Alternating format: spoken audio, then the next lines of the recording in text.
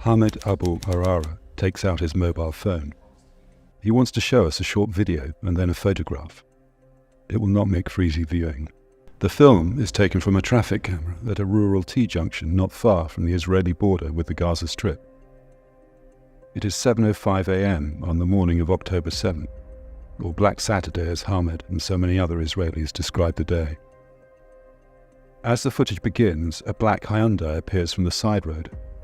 It stops because 4 motorcycles are approaching from the left. This is a fatal mistake. Each bike carries 2 men, and as they turn into the road from which the Hyundai has emerged, each pillion passenger rakes the stationary car with automatic gunfire. You can see the windows dissolve into a haze of glass. Bullets bounce off the road. The car has stopped forever. Hamid scrolls further into his phone's picture library and finds another image.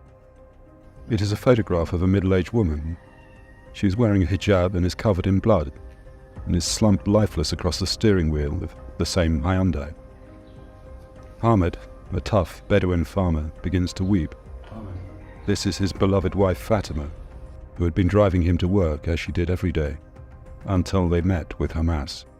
Fatima's murder was only the start of an epic 7-hour ordeal, as Hamid strove to save himself, their wounded 8-month-old son Elias, and another Bedouin, after they were caught at the very epicenter of the bloodletting.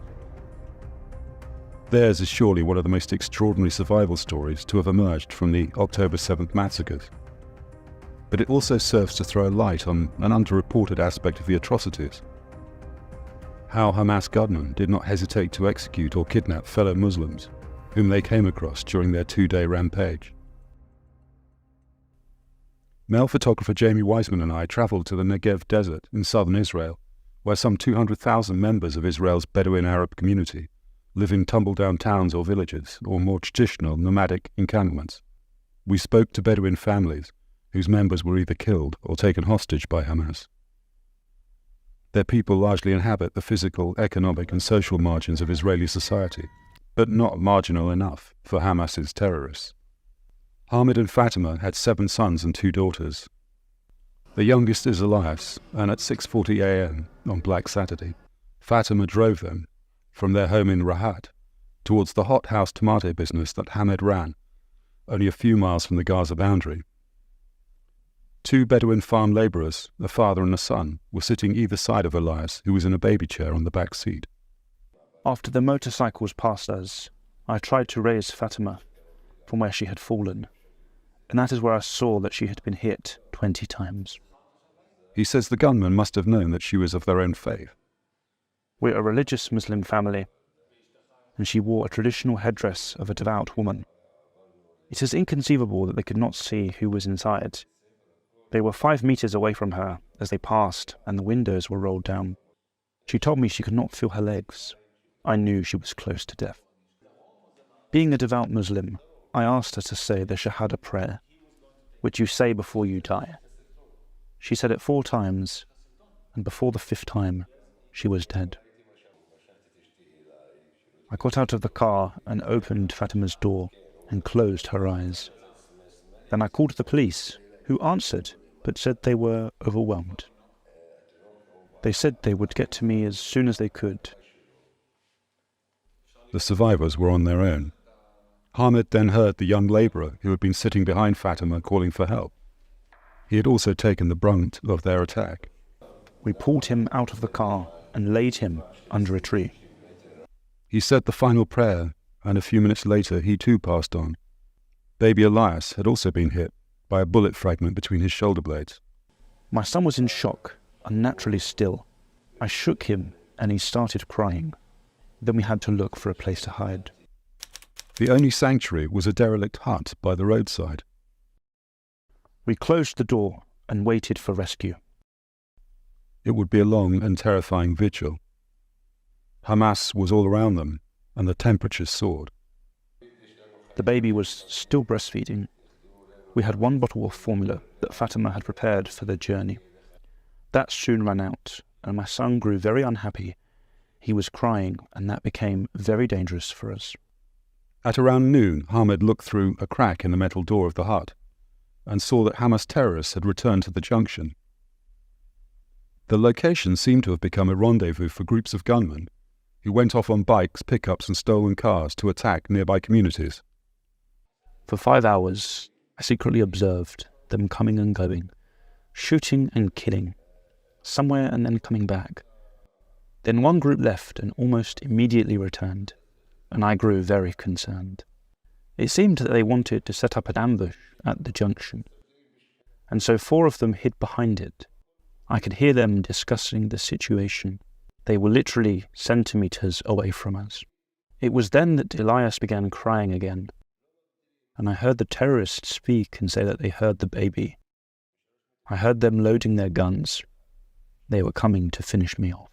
But then I heard Hebrew from the other side. I heard the army had come. It was then that the firefight started, and we were caught right in the middle. At first the soldiers were confused. I think Hamas shot one of them, and then everyone was firing, and I lay down and covered my son. The soldiers were firing into the heart. I asked him what would have happened if he had stepped out and tried to reason with the Hamas gunman, pleading that he was a Muslim civilian. Are you insane? First of all, do not be impressed by any humanitarian gestures from Hamas. These are only calculated for the foreign press. They are killing machines. The reason I could not appeal to them as a Muslim is that they had already killed my wife. While in the hut, I also heard and saw them stop 2 other Bedouin guys in the car at the junction. The guys told them they were Arabs, Bedouin. Hamas put their guns into their car and killed them at point-blank range, Ahmed says. I had to make a quick decision. I was blessed by Allah with a strong heart. At that moment, I had to choose how we were going to die. There was a lull in the gun battle, and I thought the soldiers would now prepare to throw grenades at the hut. I decided I'd rather die by bullets. He says he took off his shirt to show that he was not wearing a suicide vest, hugged Elias to his chest, and burst through the door of the hut that faced the IDF positions. They fired me all at once. They missed but hit the metal doors, and I got shrapnel from them in my back. Then I heard a commander shouting, "Cease fire," and saying, "This must be the guy who sent us the reports from the junction." There were lots of hugs. The officers were grateful. What Hamed says next is unexpected amid the polarized and poisonous narrative of this current war. The soldiers said I was a hero. I told them I am a citizen of this country. I was only doing my duty. He says the Hamas gunmen behind the hut were killed. As we talk, an unexpected figure walks through the door. It is a huge, heavily bearded Jewish volunteer medic, wearing a yarmulke and carrying a basket of fruit as a gift. "At last, I've found you again," he says to Hamid. This is Ariel, who was the first paramedic responder on the scene when Hamid and his son were rescued. Hamid was screaming all the way to the hospital, "They murdered my wife," Ariel recalls. The baby was in total shock. I bandaged his wound. The Muslim Bedouin and the Jew hug, an unusual sight in this disastrous time.